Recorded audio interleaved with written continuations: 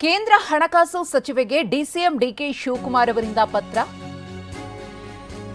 ಕೇಂದ್ರ ಹಣಕಾಸು ಸಚಿವೆಗೆ DCM DK ಪತ್ರವನ್ನು ಬರೆದಿದ್ದಾರೆ. ಕೇಂದ್ರ ಬಜೆಟ್ನಲ್ಲಿ ಹೆಚ್ಚಿನ ಅನುದಾನಕ್ಕೋಸ್ಕರ ಪತ್ರವನ್ನು ಬರೆಯಲಾಗಿದೆ.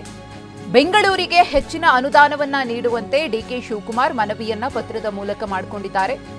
ಬೆಂಗಳೂರು ಉತ್ತರ ದಕ್ಷಿಣ ಕಾರಿಡಾರ್ ಯೋಜನೆ, ಈ ಯೋಜನೆಗೆ 15,000 ಕೋಟಿ ನೀಡಬೇಕು.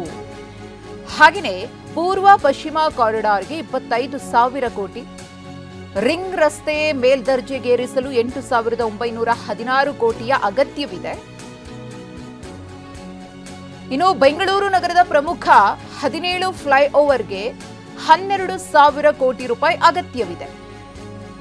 ಪತ್ರದಲ್ಲಿ ಡಿಸಿಎಂ ಡಿಕೆ ಶಿವಕುಮಾರ್ ಅವರು ತಿಳಿಸಿರುವಂತಹ ಮಾಹಿತಿ ಇದು. ರಾಜಕಾಲುವೆ ನಿರ್ವಹಣೆಗೆ 3,000 ಕೋಟಿ, ಬಿಸಿನೆಸ್ ಕಾರಿಡಾರ್ಗೆ 27,000 ಕೋಟಿ.